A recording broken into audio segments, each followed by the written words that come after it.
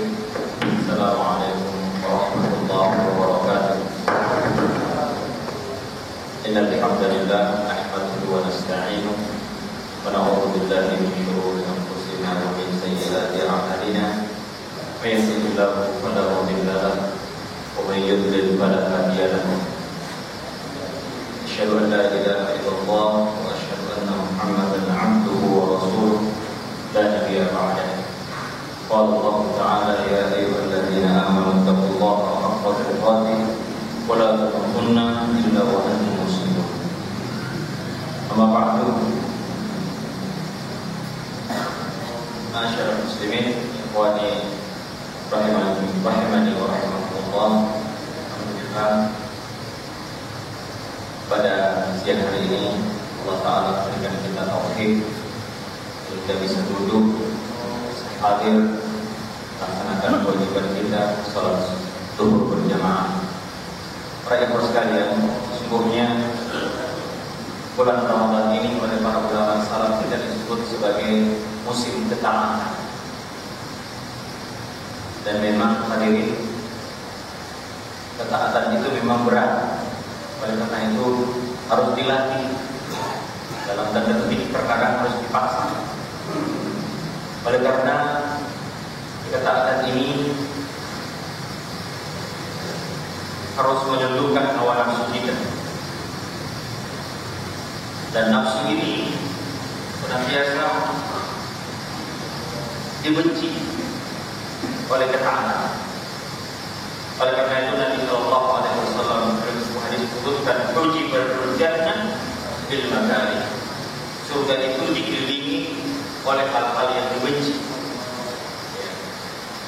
Oleh karena itu para hadirin, ada sebuah kaidah, apabila sebuah amalan yang mendorongnya kuat, tetapi kita mampu tidak melakukan maksiat itu, jadi ketika mendorong untuk bermaksiat lalu kemudian kita tinggalkan, maka itu pahalanya besar. Sebaliknya, jika mendorongnya sudah tepat, tapi kita tetap menerjang maksiat itu, maka dosanya juga lebih besar. Salah satu contoh, kata Nabi Sallallahu Alaihi Wasallam, ada 3 golongan di hari kiamat. Allah tidak Allah tidak mau melihat, wala yukallimuhum, dan Allah tidak mau bicara kepada mereka. 3 golongan ini adalah orang yang sesungguhnya orang yang sudah lemah mendorongnya, tapi masih tetap bermaksiat. Siapa mereka itu? Yang pertama kata Nabi, Syekhun Zad, orang tua yang suka berzina. Orang tua, daya dorongnya harusnya sudah ke masjid, ya.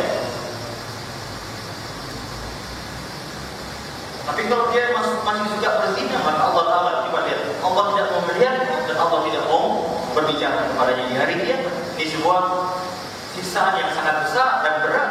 Allah tidak mau berbicara dan tidak mau melihat kita. Siapa mereka? Orang yang sudah tua bangka tapi masih saja, ya, orang tua bangka sejatinya nafsu libidonya itu sudah turun. Tapi kalau dia masih suka jajan, nah ini naudzubillah. Sebaliknya, ya, kalau kita lihat Allah Ta'ala memuji-muji, bahkan disebutkan dalam sebuah hadis, sab'atul yudhilluhumullahu yawmal qiyamah yawma la dhilla illa dhilluh. Ada 7 golongan yang Allah Ta'ala akan beri perlindungan di hari kiamat. Ini perlindungan Masya Allah. Ketika kita tahu bahwa hari kiamat akan didatangkan dan kemudian matahari akan didekatkan di atas kepala kita, maka Allah akan menyelamatkan golongan yang Allah kehendaki. Ya, diberi naungan, di mana waktu itu tidak ada lagi naungan selain dengan Allah Subhanahu wa Ta'ala. Salah satunya ada 7 golongan. Kita sebutkan satu saja atau 2. Syabun nasya'a fi ibadatillah. Anak muda yang hidupnya tumbuh kembang dalam ibadah kepada Allah Subhanahu wa Ta'ala. Ini agak berat, makanya kalau ada anak-anak muda yang masya Allah aktif di masjid, itu kita kasih 2 jempol. Ya, kalau orang tua yang pergi ke masjid, mohon maaf, ya memang sudah waktunya dia ke masjid. Ya, saya tidak terlalu bangga-bangga amat kalau ada orang tua yang rajin ke masjid. Memang sudah waktunya. Karena dunianya sudah hilang, hasratnya terhadap dunia sudah lemah. Maka wajar kalau dia bergerakkan. Mohon maaf, tapi kalau ada orang tua juga kita baca ya, sampai setelah itu.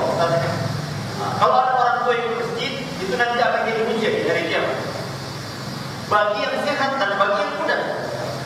Sebagian orang tidak datang ke masjid karena sudah banyak sibuk dan atau ada orang tua yang ke masjid tua pakai tongkat, nanti akan jadi hujah di hari kiamat. Bahwa orang tua saja ke masjid apalagi yang muda. Nah, ini. Tapi hadirin para sekalian, ini menunjukkan bahwa semakin berat godaan dan pendorong kita untuk melakukan maksiat, tapi kita mampu mengatakan tidak. Oke, lihat ketika kita makanya ini godaannya luar biasa. Ya, tidak ada yang biasanya kita sarapan pagi, biasanya soto, halal, semua halal. Ya, sirup, cendol halal. Tapi kemudian tiba-tiba kita tidak boleh memakannya. Bila kita memakannya, lalu kemudian kita meninggalkannya, maka itu luar biasa. Maka Allah Ta'ala katakan, kullu amal ibnu Adam lahu. Setiap amal pahala anak cucu Adam, amal apapun bagi illallah, kecuali Allah. Wa ana ajzibi. Karena itu aku yang akan berlimpah. Mengapa hadirin? Karena berat ini orang berpuasa. Menahan godaan ketika godaan itu yang tadinya halal jadi tidak boleh, maka itu berat bagi antum semua. Maka ini harus dilatih. Ya, wa amma man khafa maqama rabbih wa nahaa nafsa 'anil hawa fa inna jannata hiya al-maut. Barang siapa yang menahan hawa nafsunya, maka baginya tempatnya adalah surga. Jadi semakin berat, kita kembali ke hadis yang tadi. Yang kedua kata Nabi yang Allah tidak melihatnya adalah imam, pemimpin yang suka bohong. Pemimpin yang suka bohong. Orang pemimpin tidak perlu bohong. Kenapa dia harus berbohong? Dia tidak perlu karena dia pemimpin. Dia alim. Yang perlu berbohong ya rakyat kecil. Dan kalau ada pemimpin yang bohong, masya Allah ini kebetulan. Dan yang ketiga adalah a'ilul mustaqim, yaitu orang yang miskin dan sombong. Miskin masih sombong, miskin harusnya rendah hati. Ya. Harusnya tawadhu. Ya, ada pun orang yang miskin dan lebih sombong, apa yang perlu disombong? Ya, ini gaya. Maka Allah Ta'ala akan tidak melihatnya. Lalu sebaliknya hadirin tadi, semakin keras dorongan kita untuk bermaksiat, tapi kita mampu mengendalikannya. Ini luar biasa. Dan tadi yang kedua, salah 7 dari golongan itu, 2 dari 7 itu berarti adalah rajul ja'atuhu imra'atun la mansabin wa jamal faqala inni aqamu. Laki-laki yang digoda oleh perempuan cantik dan tampak, itu lihat 3 godaan berat bagi laki-laki ya. Biasanya laki-laki yang menggoda. Coba bayangkan tiba-tiba antum digoda di raja. Mana ya? Dan yang menggoda memiliki 2 cantik, 2 sudah cantik, kaya raya.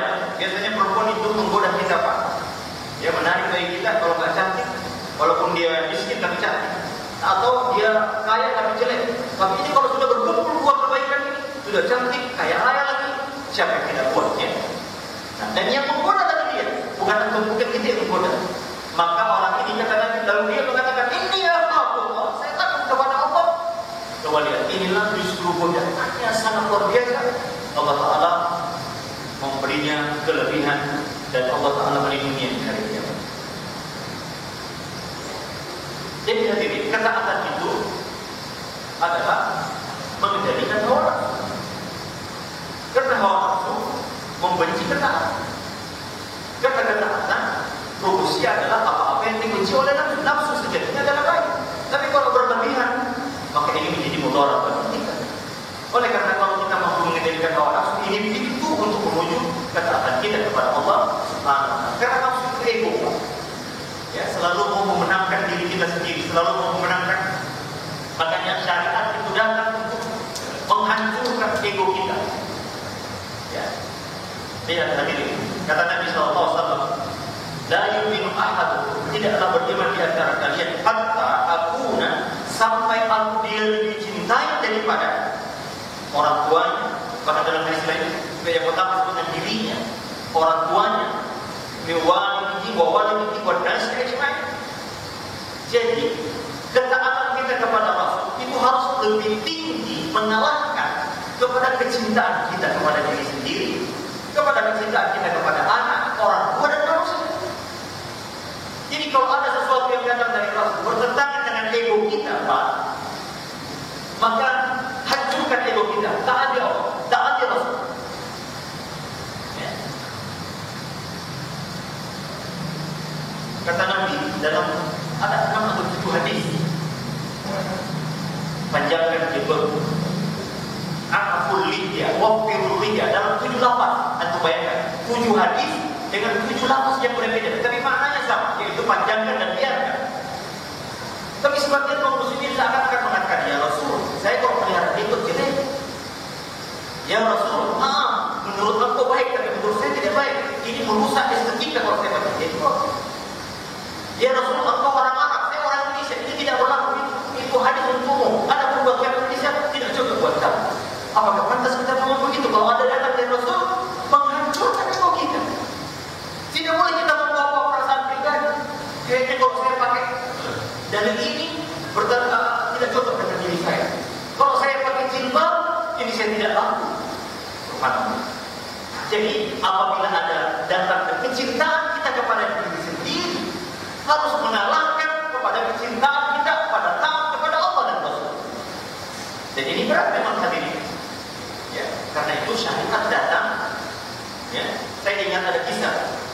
Ya, kisah-kisah yang menakjubkan bagaimana ketaatan para sahabat. Ya, dan ini qanun mereka. Mengapa mereka Allah sebut sebagai umat terbaik para sahabat tabi'in, tabi'in. Ya, fa in amanu bimithli ma amantum bihi faqad ihtadaw. Sampai Allah Taala katakan, apabila mereka beriman sama dengan imanmu wahai sahabat, maka mereka akan dapat petunjuk. Allah Taala memberi sifat para sahabat, kuntum khairu ummah. Kalian sifatnya adalah orang-orang beriman pada zaman Nabi. Kalian adalah umat terbaik. Mengapa mereka bisa seperti itu para ikhwan? Karena mereka memelihara prinsip sami'na. Kalau ini masih hidup semua, ada suaranya. Sami'na, kami dengar dan kami tahu. Ini qanun, ini kaidah yang mereka pegang, Pak. Ada pun kita sekarang, kami dengar, kami tunggu dulu. Kalau ini bertentangan dengan kepentingan bisnis saya tolak. Kalau dulu mereka tidak ada. Lihat, ada perempuan namanya Zainab binti Jahsy radhiyallahu ta'ala anha, cantik, terhormat, bangsawan. Nabi akan menikahkan dia dengan mantan budak, anak angkat beliau, Zaid bin Harithah. Keluarganya menolak. Untuk tahu, sebelum Islam datang, orang-orang Arab itu sangat menghormati kemuliaan keturunan. Budak tidak pantas menikah dengan orang-orang bangsawan. Orang Quraisy ini Zainab bin Jahsy, dia masih membawa-bawa kejajian ketika akan dinikahkan dengan Zaid mantan budak, walaupun dia laki-laki, tapi dia mantan budak. Sangat hina di mata keluarganya menolak, bibit-bibitnya. Ya, dan termasuk Zainab bukan itu. Masa saya harus dinikahkan dengan mantan budak? Ini warga nikah tempat. Allah Ta'ala menegur dari langit ke-7. Allah Ta'ala menurunkan ayat menegur sikap yang seperti ini. Ya, mengedepankan ego daripada ayat. Apa kata Allah Subhanahu wa taala surah Al-Ahzab? Wa ma kana lil mu'minin wa la mu'minatin idza qada Allahu wa rasuluhu amran ay yakuna lahum khiyarah. Wa man ya'si Allah wa rasulahu faqad dhalla dhalalan mubina. Tidak pantas seorang mukmin laki-laki dan mukmin perempuan jika Allah dan Rasulnya telah menetapkan sebuah urusan mereka, urusan agama, lalu dia memilih pilihannya. Syekh mengatakan al-khiyar itu maksudnya dia masih ragu-ragu apakah melakukan atau tidak. Ini namanya memilih pilihan yang lain. Ada pilihan yang lain selain kecuali taatan. Sami'na wa ata'na. Maka mendengar ayat ini, apa kata Zainab? Dia adalah asyidullah wa rasul. Kalau begitu saya tidak berbakti kepada Allah dan Rasul. Jadi hadirin, yang ketaatan itu artinya menyelisihi nafsu kita untuk taat kepada Allah dan Rasul. Lihat Zainab, kalau dia ingin mengikuti egonya, maka dia tidak mau menikah dengan Zainab. Kenapa tidak sebaliknya dengan saya? Tapi jika Allah dan Rasulnya telah menetapkan urusan untuk kita tadi, maka tidak boleh kita katakan bahwa ini tidak cocok seperti ini. Ini cocoknya untuk orang Arab, adapun ini tidak cocok dengan orang Indonesia. Padahal ada hadisnya, Ada dalilnya. Tidak layak. Innama kana qaulal mu'minin idza du'u ila Allah wa rasul ay yaqulu sami'na wa ata'na. Hanyalah perkataan orang mukmin apabila dia disuruh berhukum liyahkum bainahum, dalam ayat yang lain disebutkan liyahkum bainahum, untuk bertahkim, kecuali sami'na wa ata'na. Ada lagi kisah yang lain hadirin. Ada sebuah kisah. Ada kisah seorang sahabat namanya Julaybi. Ya, dalam Bukhari Muslim disebutkan kisah ini sangat masyhur. Ya, Julaybi ini adalah sahabat Nabi yang miskin, tinggal di masjid di Sufah. Ya, orangnya disebutkan pendek, hitam, ya, dan miskin pula. Untuk bayangkan bagaimana kondisi ini. Terkadang dia tidur di bawah pohon, tapi dia suka membuat orang senang. Dia suka membuat orang ketawa. Ini pembawaannya Julaybi, ya. Suatu ketika Nabi mengatakan, apakah aku ingin menikah? Membayangkan orang miskin, tidak punya apa-apa, presiden datang menawarkan mau nikah. Bayangkan ini seorang pemimpin tertinggi memikirkan orang-orang yang mau nikah. Makanya Bapak Ibu dalam ayat disebutkan wa amtiku al-ayam was-salihin min ibadi. Nikahkanlah orang yang sendiri. Perintahnya adalah nikahkan, bukan menikah. Artinya kalau ada di antara kita jamaah ini yang belum menikah, kita lihat kenapa dia tidak menikah. Kalau ada masalah kita kasih problem. Nah, kita kasih keluar jalan keluar yang sudah menikah jangan. Nah, ini karena ayat ini perintahnya nikahkan orang yang ada di sekitar kalian dan masih sendiri. Ya, jangan biarkan mereka cari jodoh sendiri. Karena terkadang ada orang yang malu cari jodoh, atau dia punya masalah kalau kita biarkan dia menajak. Karena itu pengurus masjid, orang-orang tua yang melihat ada di sekitar kita ada anak muda yang tidak menikah, mari kita nikah. Ya, karena ini ayatnya seperti itu. Maka tidak kita katakan ya Rasulullah, siapa yang mau dengan saya? Maka Nabi pun berusaha mencarikan jodoh. Dia mengetahui ada seorang penduduk Ansar yang punya anak gadis, maka dia mendatang. Uridu an yang mendatangkan binafsi, kata beliau, wahai orang tua, wahai sahabatku, aku ingin menikahkan aku ingin melamar anakku untuk diriku. Apa kata laki-laki ini? Rasulullah, ya ini senang dengan senang hati, tapi bukan untuk saya, kata orang tua itu siapa? Untuk Julaybi. Julaybi. Tiba dia mulai penasaran. Julaybi, kalau begitu ya Rasulullah, biarkan aku bermusyawarah dengan istri saya. Rasulullah pulang lalu dia berusaha istrinya kaget. Julaybi, apa tidak ada lagi laki-laki lain? Sebenarnya wahai Rasulullah. Ya, coba lihat tadi ya. Tiba-tiba sang anak gadis yang suaminya ini mengetahui dan mendengar pembicaraan orang tua ini. Maka dia pun keluar dari kamarnya. Dia katakan, "Man khataba ilayku?" Siapa yang datang melamar wahai orang tua? Diceritakan, ya Rasulullah datang untuk menikahkan kau dengan Julaybi. Apa kata perempuan itu? Ya, ini poin ini akan kita lihat.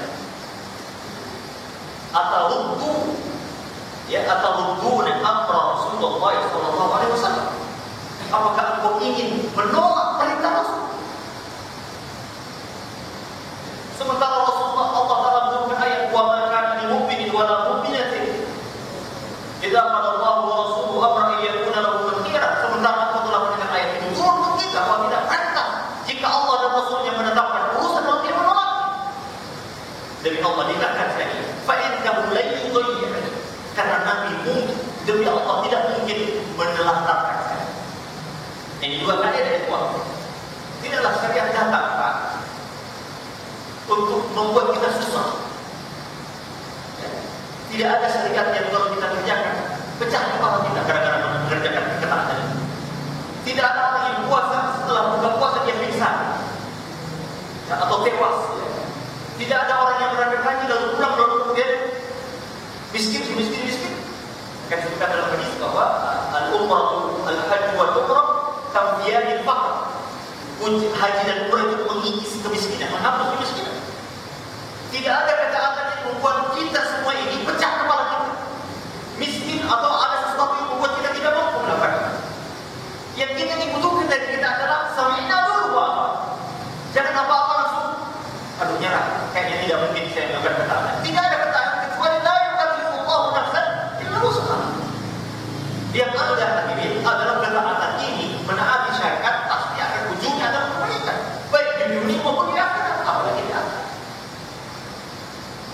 Taha ma anzalna 'alaikal Qur'an litashqa. Di Taha tidak akan diturunkan Al-Quran dan ajaran-ajaran di dalamnya untuk membuatmu susah. Menurut riwayat bahwa inilah ayat yang didengar oleh Umar bin Khattab, lalu kemudian masuk Islam mendengar ayat ini. Tidaklah Al-Quran kita baca dan kita amalkan untuk membuat kita susah. Tidak ada orang yang pakai jilbab lalu kemudian ketika jilbab dia susah. Tapi lihatlah sekarang, sebagian kaum mukminin dan orang perempuan muslim ketika disuruh pakai jilbab, dia bilang sekarang, dia tidak pakai jilbab, anaknya tidak pakai jilbab. Ini didatangkan ayat, dia pakai dalilnya. Ketika dikatakan kepada mereka merokok itu haram, dia katakan ustaz, dia tidak merokok. Padahal tadi ini luar biasa. Sebagian kaum muslimin di Indonesia menganggap rokok itu hukumnya makruh. Di antara kita mungkin para perokok itu menganggap makruh. Kalau sekarang kita anggap makruh, Pak. Sekarang Pak perokok sendiri membuat rokok sudah menulis bahwa merokok itu membunuh merokok, membunuh. Sekarang kita tahu Pak, merokok itu membunuh itu hukumnya makruh atau haram? Haram. Berarti rokok yang sifat membunuh hukumnya makruh begitu. Membunuh itu hukumnya haram, Pak. Jadi rokok yang boleh membuat dikatakan membunuh. Maka apalagi ada hadis Nabi, man qatala nafsahu bi hadidatin fa hadidatu, barang siapa yang membunuh dirinya dengan besi, maka besi itu akan dipakai untuk membunuh dirinya sendiri di hari kiamat sampai akan ditinggalkan di neraka. Wa man tahassa hassa, barang siapa meminum racun membunuh diri sendiri, maka dia akan diminumkan racun di hari kiamat, nanti racunnya itu akan kekal di hari kiamat. Maka saya khawatir bagi para ikhwan, bagi para perokok yang tidak berhenti merokok, nanti di hari kiamat kalau dia tidak berhenti merokok, nanti dia akan dikasih rokok yang sangat besar, lalu setiap dia merokok mati lagi, merokok lagi dan lagi, karena hukumnya sama dengan racun yang membunuh diri sendiri. Tapi inilah kita. Kalau ada dari begitu cari-cari sama. Ya, padahal qanun kaidah kita ini hamba Allah, budaknya Allah, Pak. Kalau Allah sudah menetapkan urusan kepada kita katakan sami'na wa ata'na. Cuma kita ini terkadang banyak les. Ulama sudah mengatakan ini hukumnya. Kok tidak kita cari ini hukumnya? Cari hukum yang paling ringan. Cari ini, dari yang ini. Padahal tadi. Ya. Dulu para sahabat ketika mendengar ayat wa in tubdu ma fi anfusikum aw tukhfuhu yuhasibukum bi. Ini berarti kata mereka, apa yang kau tampakkan dan apa yang kau sembunyikan dalam hati semua akan dihisab. Ini berarti apa? Berarti maka mereka pun datang kepada Rasulullah. Kami telah diwajibkan jihad, kami masih mampu. Dia diwajibkan berperang, kami masih mampu. Diwajibkan sholat, diwajibkan bersedekah, kami masih mampu. Tapi kalau harus semua pekerjaan hati, niat hati semua harus dihisab, ini berapa? Tentu mereka kalau aku punya niat jahat baru niat ya, itu sudah harus dihisab. Bahaya. Saya akan begini, saya akan bersihkan, saya akan begini. Lihat artis tipu ini, enak banget kalau bersihkan sama dia. Itu langsung dihisab. Yuhasibukum bihi. Para sahabat ada ini berat ayat ini ya Rasulullah, berat banget.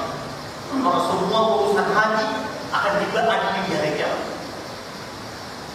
Ya, suatu ketika ada kita pengen bertahan istri kita, jadi istri, wah ini kok dia marah terus ya, wah ini kalau bisa cerai, baik kami baru masuk dalam hati, ini bahaya akan dihisab di hari kiamat. Apa kata Nabi ketika datang? Ataquluna mada yaqulu ahlul kitabain yang sami'na wa ata'na. Hati-hati. Apakah aku ingin mengatakan perkataan yang orang-orang sebelum engkau, yaitu dua ahli kitab, Yahudi dan Nasrani, yang apabila diturunkan kepada mereka hukum, dia katakan sami'na wa ata'na. Kami dengar dan kami bermaksiat. Didengar saja, tapi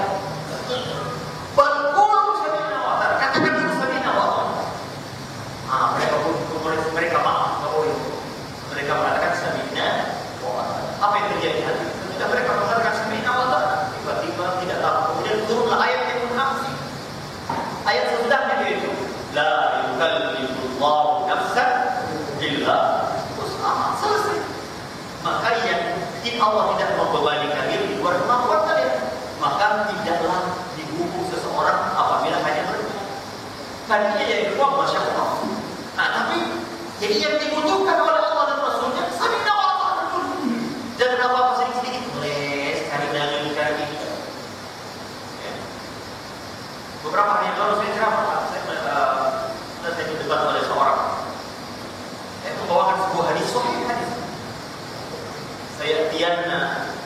min ba'di aqwam yastahilluna al-hira wal hamir wal qamar wal manazil. Ini hadis Rasul. Akan datang di belakang nanti umat yang akan menghalalkan apa yang aku sudah haramkan. Jadi itu mafhum khilafahnya hadis ini. Akan menghalalkan artinya sekarang waktu lagi tidak halal. Tapi nanti suatu ketika nanti ada yang akan menghalalkan perkara ini. Apa itu Pak? Ada empat yang disebutkan. Adanya persinan. Sekarang sini itu yang terbiasa. Maka dilokalisasi, diberi tempat. Bahkan orang Syiah melokalisasi, melegalkan dengan istilah yang nikah mutlak. Ini zina namanya, zina yang diberi label bahasa mutlak. Lalu wanita lagi, pakaian sutra untuk laki-laki. Sekarang banyak kaum muslimin kemana-mana pakai sutra, Pak. Bahkan sebagian pakai emas. Emas laki-laki itu haram hukumnya. Nanti memegang itu dua barang. Ini dua ini diharamkan bagi laki-laki. Nanti di hari kiamat kita akan mati. Tapi sebagian kita, kalau dikatakan emas ini haram, masa banyak emas emas. Ini kan masa yang haram itu mencuri. Masa cuma pakaian ini diurusi oleh agama? Haram. Ini dalilnya jelas. Sami'na wa ata'na saja, Pak. Kita ini mudah. Nah, lalu wal qamar. Apa? Nah, ini bicara tentang apa? Allah Ta'ala menurunkan khamar ini, Pak. Itu 3 kali. Ya, 3 kali. Karena ini khamar ini minuman pokok. Jadi dari kurma diperas fermentasi jadi minuman khamar. Tidak ada hampir setiap rumah kalau dulu itu punya khamar. Ya, karena ini makanan pokok. Ya, maka ketika mengharapkan kata Aisyah radhiyallahu taala tidak langsung mengharapkan. Yang pertama, Allah Ta'ala katakan selalu dengan khamr wal maisir. Mereka percaya kata khamr ini katakan di dalamnya ada keburukan yang besar dan ada manfaatnya. Wa ithmuhuma akbar min nafsihi, tapi keburukannya bahayanya lebih besar. Tapi tidak diharapkan. Hanya diberi wawasan bahwa ini lebih baik. Tadinya mereka pikir tidak ada. Lalu kemudian dilokalisasi. Tidak lama kemudian ayat tadi turun.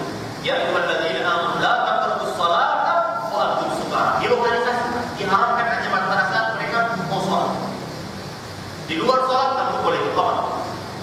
Ya, lalu kemudian tidak lama lagi ini tahapannya lengkap. Innama yuridu syaitan ayyuhi'a bainakumul adawah wal baghdha ya bil khamri wal maisir wa yasuddukum an salat wa dzikr. Ya, tidak Allah sesungguhnya syaitan menginginkan kepada kalian permusuhan dan kebencian dalam khamr. Ayat ini ditutup bahal antum muntahun. Lalu kenapa kalian tidak berhenti? Apa kata mereka setelah melihat ayat ini, Pak? Mendengar ayat ini turun, mengapa kalian tidak berhenti? Mereka mengatakan, intahaina rabbana. Saat ini kami berhenti. Maka lihatlah hadirin, ya Madinah, jalan-jalan yang penuh dengan khamr. Mereka merupakan khamr ke jalan. Ya, sampai kata para kawan, jalan yang becek, Pak. Bayangkan, kalau jalan yang becek berarti khamr yang merupakan banyak. Karena setiap rumah hampir semua rumah punya. Ya. Sampai-sampai ada seorang sahabat namanya Abu Bakar, kalau saya tidak salah. Dia itu punya khamr, sembarang khamr. Dia diberi wewenang untuk mengurus anak yatim. Maka harta yang dipakai untuk mengurus anak yatim itu dibelikan khamr sebelum ayat khamr turun. Maka ketika turun, ini khamr belum dijual. Padahal ini ada harta untuk menanggung anak yatim. Oh, bingung dia. Gimana caranya? Dia berkata kepada Rasulullah, Rasulullah bagaimana ini? Kata Nabi, buang. Besok datang lagi. Bagaimana kalau saya berubah menjadi juta? Kata Nabi, buang. 3 hari berturut-turut menjawab. Kata Nabi, buang. Sami'na. Sebagai antara kita kalau disuruh menaati Allah dan Rasulnya, apa yang mereka katakan? Ya Allah, ya Rabbi, wahai Ustaz, ini kan menghidupi ekonomi negeri kita. Kalau roh ditutup, ada tenaga kerja akan banyak yang akan terjadi. Kalau pabrik ditutup, ekonomi kita akan goyang, pajak akan berapa? Tidak boleh ada kalimat seperti itu jika Allah telah jelas-jelas mengharamkan sesuatu. Ketika ibu-ibu dikatakan pakai jilbab, Aisyah radhiyallahu ta'ala mengatakan rahimallah, semoga Allah merahmati nisa'ul muhajirin wal perempuan muhajirin dan perempuan ansar. Ketika ayat surah An-Nur turun tentang jilbab, ya, maka apa kata Aisyah? Ketika turun ayat tentang jilbab, ya, maka kata Aisyah syaqaqna murutahunna, mereka memotong-motong kain-kain yang ada di sekitar mereka. Lalu waliyahtabiha, dan langsung seketika mereka pakai jilbab. Ini menunjukkan para ikhwan, sesungguhnya jilbab itu bukan pakaian haram. Karena sebelum mereka Islam itu mereka tidak pakai jilbab, maka mereka pun memakai jilbab. Tidak ada yang mengatakan, ya Allah maaf, bukankah ini rambut adalah keindahan? Coba lihat kalau kita lihat adik-adik perempuan kita, remaja-remaja kita, muslimat ini tidak pakai jilbab, kita aduh, bukan dia pakai jilbab kan maaf sekali. Ya, pakai. Padahal ayat ini jelas untuk mereka. Tapi inilah kita. Qalu sami'na wa ata'na tidak masuk ke dalam dada kita. Ketika ada ayat dan hadis yang jelas dalilnya, kita katakan tidak. Ini untuk orang Arab, ini untuk ini itu. Lain-lain. Bahkan mungkin ditunda pada saat. Inilah orang yang dibilang Allah Subhanahu wa Ta'ala. Jadi sikap ini harus kita lakukan. Bagaimana cara melakukannya? Kata Nabi Sallallahu Alaihi Wasallam. Oh, ada lagi tadi yang 4 yang dihalalkan ya. Yang satu lagi ini susah sekali. Al-ma'asif, alat musik, Pak. Tapi sebagian kita ini menganggap musik itu halal. Tapi dia kalau lihat hadis ini, Pak, akan ada yang menghalalkan. Artinya Nabi menganggap, bahkan Ibnu Mas'ud ketika membaca ayat surah Luqman, wa minan nasi may yashtari lahwal hadithi, di antara manusia ada yang membeli perkataan yang sia-sia. Sampai Ibnu Mas'ud bersumpah demi Allah yang dimaksud adalah lahwal hadithi. Sampai dia juga bersumpah demi Allah yang Allah maksudkan larangan ini adalah keringian. Tapi sekarang semua orang suka musik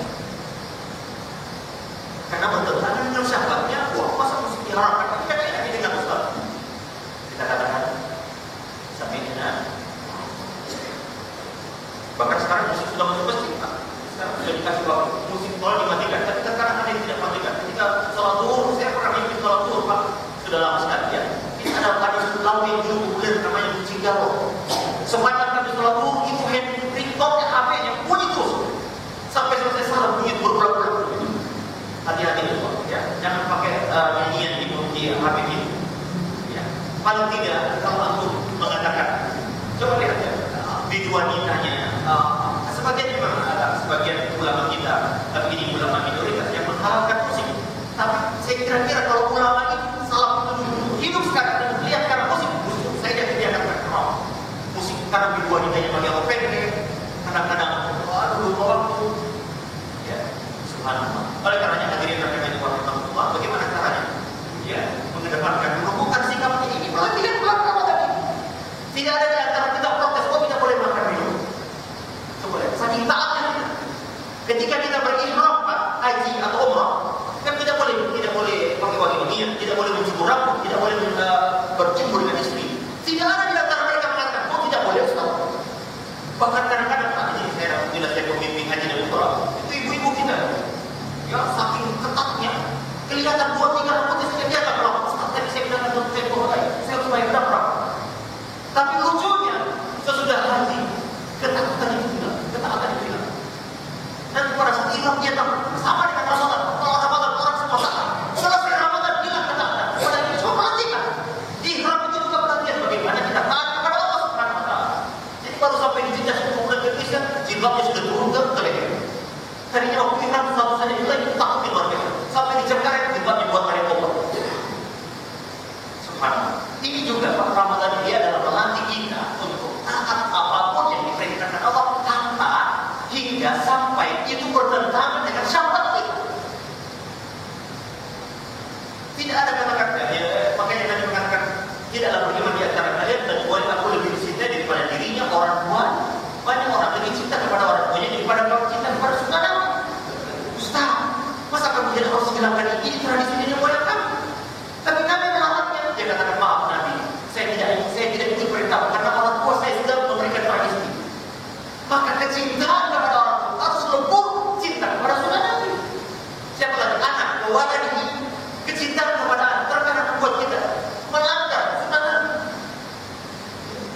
Dengan bangganya orang tua berdepan ngomong, saya Ustaz, bagaimana hukumnya Ustaz? Anak saya mau masuk sekolah. Kalau saya tidak sokong, tidak bisa masuk anak saya ke sekolah. Jadi sampai cintanya kepada anak dia mencoba sekolah supaya dia masuk sekolah. Kita katakan tidak boleh. Dan yang keempat, wanas ajma'i, kecintaan kita kepada manusia harus kalah kepada cinta kita kepada Nabi Allah dan Rasul. Bagaimana menumbuhkannya ini? Kita lihat di sini. Adalah kata Nabi SAW, "La ta'ul iman man radiyallahu rabbahu wa bil Islam dinan wa bi Muhammadin sallallahu alaihi wasallam." Nabi akan merasakan kelezatan iman, kelezatan ketaatan. Ya. Jadi ketaatan itu lezat rasanya kuat. Dan itu tidak mungkin dirasakan oleh orang yang hanya senang-senang. Ya, antum kalau sudah biasa sholat malam, maka sekali antum tidak meninggalkan malam, itu akan gelisah hati kita. Kalau sudah terbiasa, ya, sholat berjamaah ini nanti Pak ya. Hukum sholat berjamaah, kata Nabi tidur di masjid laki-laki. Tapi sebagian orang mengatakan, maaf ya Rasulullah, menurut saya lebih baik sholat di rumah. Padahal ada orang tua pun datang kepada Rasulullah, ya Rasulullah, saya ingin muda, tidak ada yang mengiringi saya, tidak ada yang membawa saya ke masjid. Dan di Madinah banyak binatang buas dan tumbuh-tumbuhan berduri. Coba lihat bagaimana kondisinya sudah hutan, tidak ada yang boleh jalan. Untuk menuju ke masjid jauh. Madinah waktu itu banyak binatang berbusuk, masih banyak serigala, banyak ular-ular, dan ketika tumbuhan-tumbuhan berduri, tidak seperti tumbuhan kita di sini. Apa kata Nabi? Apakah aku mendengar azan? Ya, kalau begitu kau datang. Tapi sebagai kaum muslimin sekarang kalau mendengar azan, seakan-akan jadi mengatakan, ya Rasulullah, mohon maaf, menurut saya lebih baik sholat itu.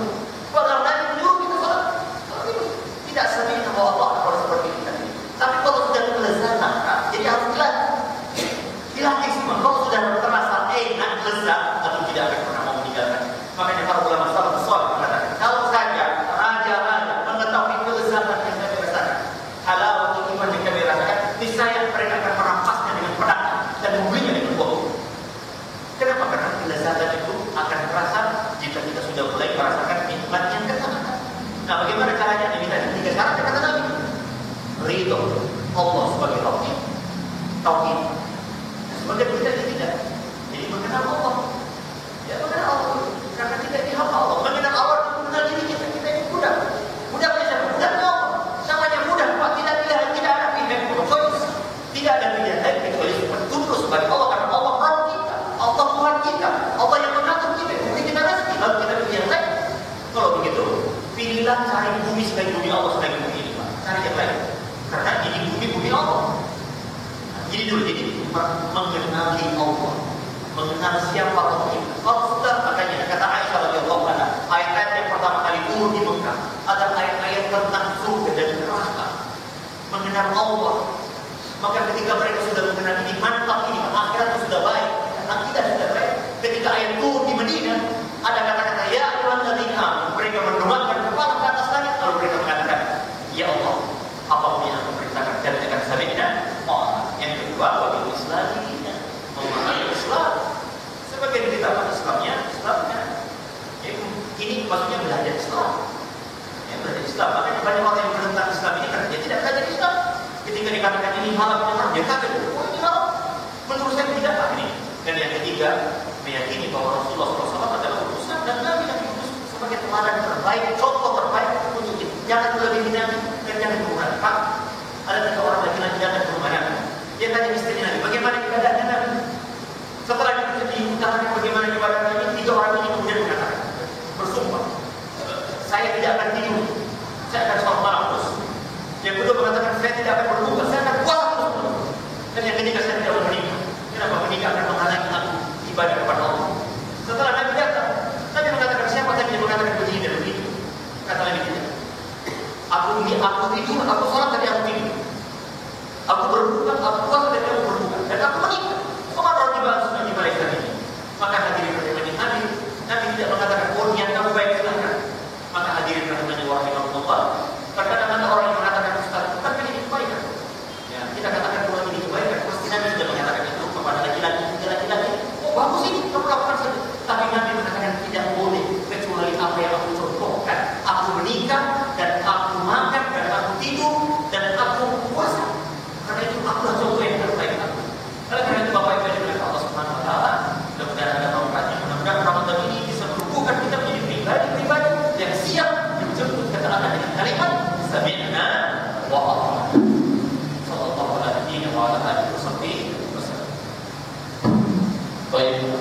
para jemaah ada yang mau bertanya tentang apa yang kita sampaikan, masih ada sedikit sisa waktu. Silakan. Mungkin kalau tidak ada di sini juga. Baik. Para yang sekalian dengan Allah Subhanahu Wa Taala, tidak ada satupun yang Allah Taala perintahkan kecuali adalah kebaikan.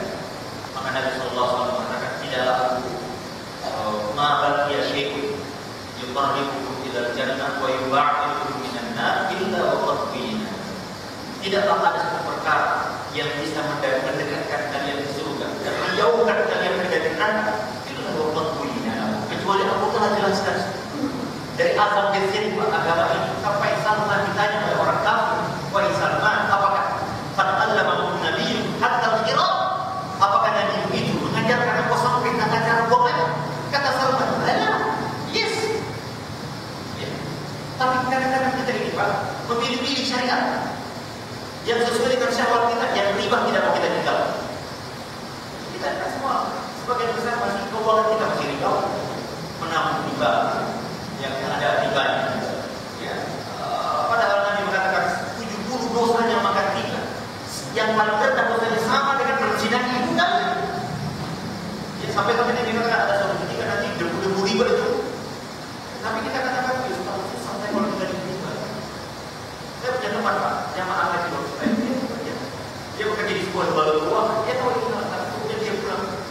Dia tahu kalau saya beberapa hari yang lalu Ustaz, saya sudah keluar dari lembaga keuangan itu dan saya sekarang jualan dan dia sudah merasa tenang. Saya bilang dia maaf. Dia sudah merasa tenang dan tadinya dia merasa gelisah. Kenapa dia tahu ilmu? Tapi sebagian kita Pak penasaran acara yang enak-enak saja. Ya, yang enak-enak saja yang belum dia syahwatnya enak. Dia ke masjid, ya salat berjamaah. Tapi kalau suruh tinggalkan riba dia bilang dulu Ustaz, ini bahaya. Karena saya mau kemana? Ini bagaimana? Nanti saya makan apa kalau saya meninggalkannya? Sebagian ibu-ibu begitu. Kalau yang enak-enak dia kerjakan, dia sholat rawat. Dan kalau suruh pakai jilbab, bagaimana? Saya pokoknya harus subhanallah, sami'na wa ata'na. Ya. Fala wa rabbika la yu'minuna hatta yuhaqqimuka fima shajara bainahum. Ya. Hatta la yajidu fi anfusihim harajan. Tidak beriman, Allah bersumpah, tidaklah mereka beriman wahai Muhammad sampai engkau dijadikan sebagai pemutus perkara-perkara dan tidak mereka menemukan di dalam dirinya harajan, rasa berat. Jangan rasa berat karena itu kan Allah Ta'ala mengatakan tidak kau dapat kepada diri mereka rasa berat untuk melakukan wa yusallimu taslima dan mereka senantiasa pasrah. Mudah-mudahan Allah Ta'ala menjadikan kita hamba-hamba yang senantiasa siap menjemput ketaatan apapun itu hadirin. Mudah-mudahan Allah Subhanahu Wa Ta'ala memberikan kita istiqomah